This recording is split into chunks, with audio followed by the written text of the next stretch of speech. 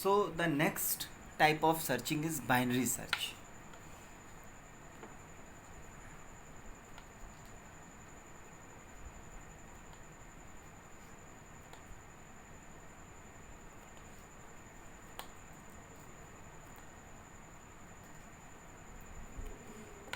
Binary search technique. Binary search technique की pre condition क्या है? What is the pre condition of the binary search? Array must be in sorted order. Array हमारा sorted order में होना चाहिए, या फिर असेंडिंग और या फिर डिसेंडिंग। तो suppose this is the array, मान लीजिए ये हमारा एक एरे है।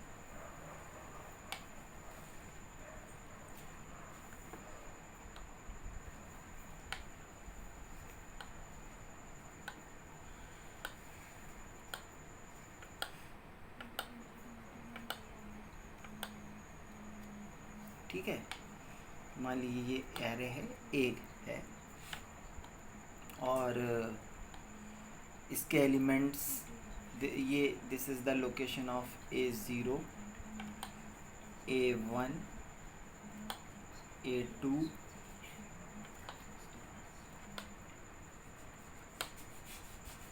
A9, 0 1 2 3 4 5 6 7 8 9, and total number of elements in the array is 10. So n is 10. n minus 1 is 9. Suppose elements are 10, 11, 12, 14, 15, 17, 18, 19, 20, 21। अब आप इसको कोई भी एलिमेंट ले सकते हैं, ऐसा कुछ नहीं है, लेकिन ये ध्यान रखना है कि elements must be in sorted order. आप इसको असेंडिंग भी ले सकते हैं, इसको डिसेंडिंग में भी ले सकते हैं, और आप कोई भी वैल्यू इसके अंदर ले सकते हैं। You can take any value, but either in ascending order और इन डिसेंडिंग ऑर्डर। ठीक है, अब suppose the search item is 20, the item is to be search is 20, so key is equal to 90, search item is 90. now clear हो गया, ये array है, size है ये। अब इसमें करते क्या है हम लोग कि सबसे पहले स्टेप नंबर 1 पे हम लोग क्या करते हैं कि set beginning location. Suppose the beginning location is represented by the variable bag, so bag is equal to 0 and end is equal to n minus 1। सबसे पहले हम लोग बिगनिंग लोकेशन को 0 पे और एंड को n माइनस 1 पे सेट कर देते हैं। बिगनिंग तो हमेशा ही 0 पे रहेगी, और एंड जो है डिपेंड करता है कि साइज़ ऑफ एरे कितना है। अगर साइज़ ऑफ एरे आपका 50 है तो जो एंड होगा वो 50 माइनस 1 इज इक्वल टू 49 होगा। लेकिन currently the size of array is 10, so the end will be 10 minus 1 is equal to 9। So according to this array beg is equal to 0 and end is equal to 9। ये हो गया। Now after that we find out the mid of the array. मतलब इसमें हम लोग सबसे पहले क्या करते हैं कि मिड लोकेशन को फाइंड आउट करते हैं कि एरे का मिड क्या है, middle. So to represent the middle location again we declare a variable as mid. Mid is equal to beg plus end और फ्लोर डिवीज़न 2। फ्लोर डिवीज़न इसलिए क्योंकि जो लोकेशन होगी वो कभी भी फ्लॉट में नहीं होगी, कभी भी पॉइंट में नहीं आ सकती है। लोकेशन या तो 4th होगी या तो 5th होगी, या तो 5th होगी या तो 6 होगी, या तो 6 होगी या तो 7 होगी। कभी भी 4.5 या 5.5 या 5.6 नहीं हो सकती। और अगर हम केवल स्लैश ऑपरेटर यूज़ करेंगे तो अगर एरे के एलिमेंट्स जो हैं वो ऑड नंबर में हैं तो ऐसे केस में जो मिड लोकेशन है वो पॉइंट में आएगी। तो इसलिए मिड हम लोग हमेशा इंटीजर रखते हैं। तो अगर हम इसके अकॉर्डिंग मिड निकालें तो mid is equal to, beg का मतलब हो गया 0 प्लस 9 अपॉन फ्लोर डिवीज़न 2। तो ऐसे केस में इसको भी ब्रैकेट में कर लीजिए क्योंकि according to the both most end upon 2 पहले हो जाएगा। तो बैक प्लस एंड अपॉन 2 मतलब मिड जो आया हमारा कितना आया, mid is equal to 9 upon 2 मतलब 4.5 या फिर 4। Mid is equal to 4। Now mid represents the location and a mid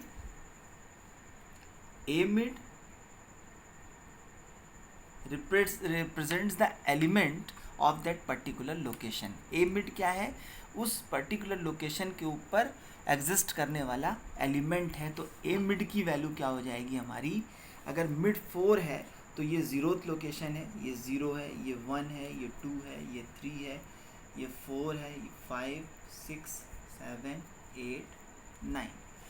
तो ऐसे केस में मिड अगर 4 है तो ए मिड कितना हो जाएगा 15। ठीक है ना, 4th लोकेशन के ऊपर 15। तो अब इतना काम करने के बाद में हम लोग एक कंडीशन लगाते हैं, एक लूप जनरेट करते हैं स्टेप नंबर 2 पर। स्टेप नंबर 2 पर हम क्या करते हैं कि while bag is less than end, bag is less than end and a mid is not equal to key, a mid is not equal to key।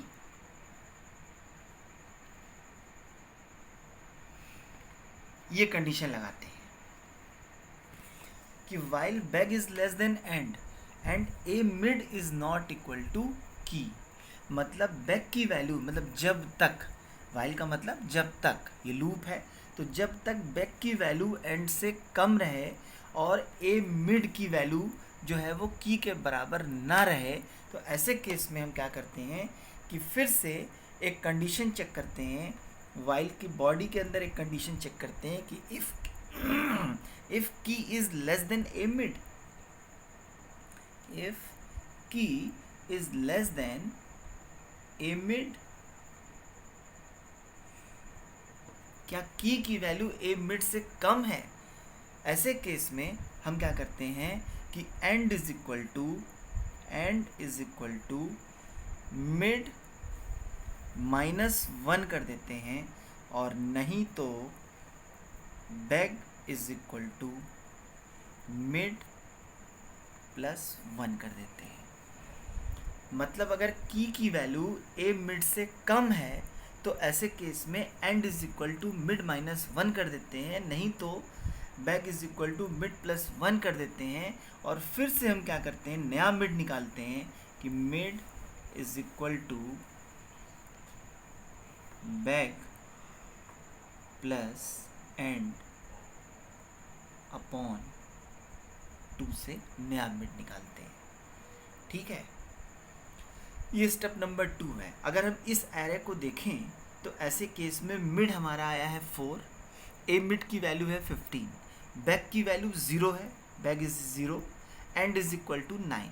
तो क्या beg is less than end है, क्या 0 is less than 9 है? Yes, condition is true, क्योंकि ये statement तभी execute होगा जब ये और दोनों कंडीशन ट्रू होगी। इन दोनों में से कोई भी एक कंडीशन फॉल्स होगी तो यहाँ से ब्रेक कर जाएगा।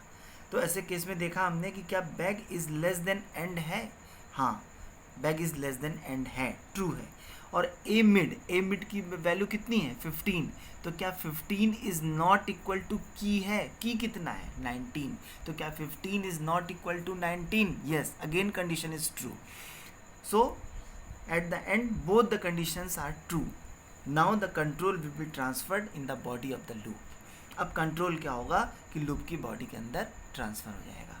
अब वो फिर से चेक करेगा कि क्या की is less than A mid, A mid कितना है 15, की कितनी है 19, तो क्या 19 is less than 15? No, condition is false. ऐसे केस में एल्स स्टेटमेंट एग्जीक्यूट होगा कि beg is equal to mid plus 1, मतलब बैक की वैल्यू क्या हो गई, बैक इज इक्वल टू क्या हो गई, मिड कितना निकला था 4, तो बैक कितना हो गया 4 + 1 = 5, while end remains the same, end is equal to 9, last वाली वैल्यू ही रहेगी।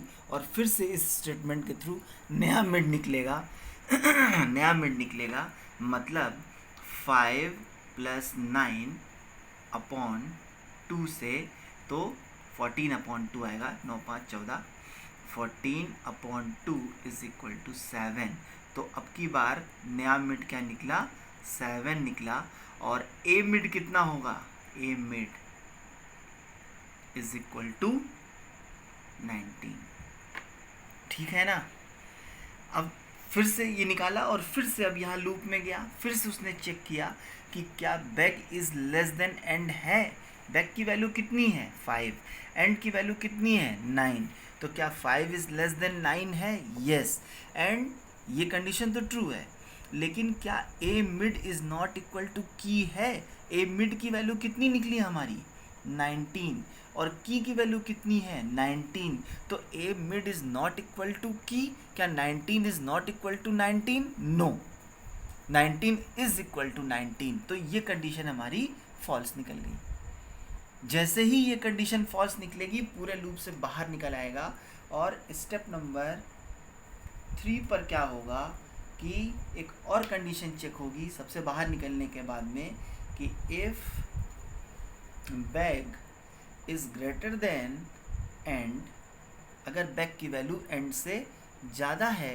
तो ऐसे केस में रिटर्न -1 एल्स रिटर्न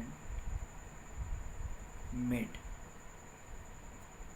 मतलब अगर बैक की वैल्यू एंड से ज़्यादा है तो ऐसे केस में हम क्या रिटर्न करेंगे -1, जो कि कभी हो ही नहीं सकता, back is greater than and कभी होगा ही नहीं, केवल उसी सिचुएशन में होगा जब एलिमेंट हमारा पूरा एरे सर्च करने के बाद भी नहीं फाउंड होगा, तभी होगा।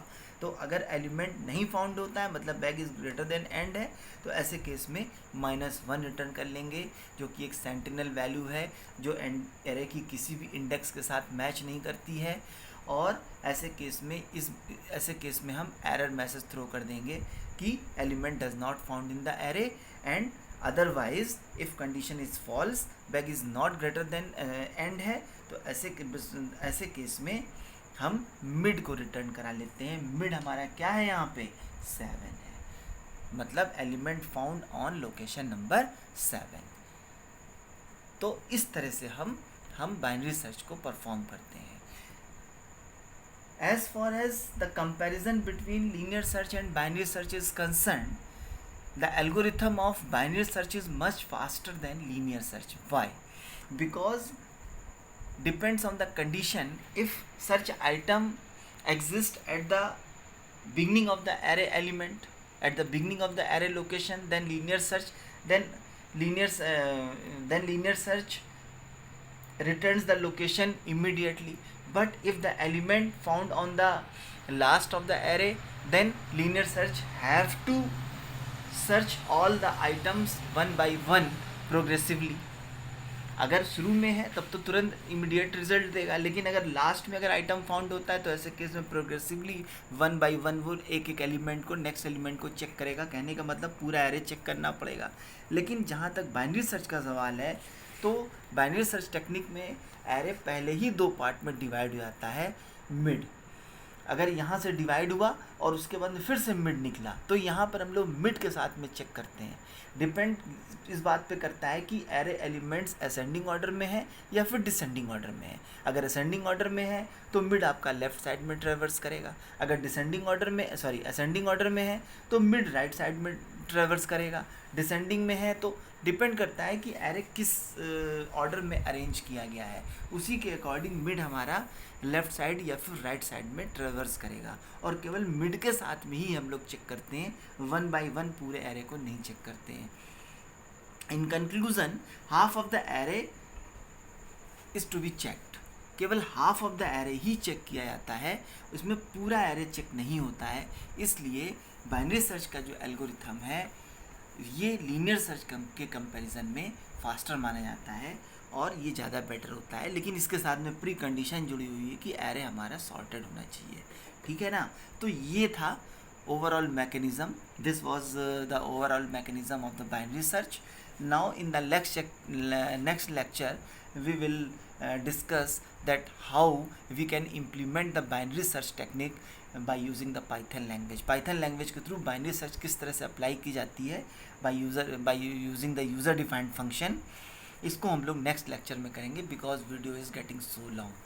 सो आज के लिए इतना ही रखिए आप लोग, इसको ज़रूर एक बार देख लीजिएगा। कोई क्वेश्चन होगा तो उसको आप लोग पूछ सकते हैं इन द जूम क्लास और इन एनी अदर वे। सो आज के लिए इतना रखिए। Thank you so much.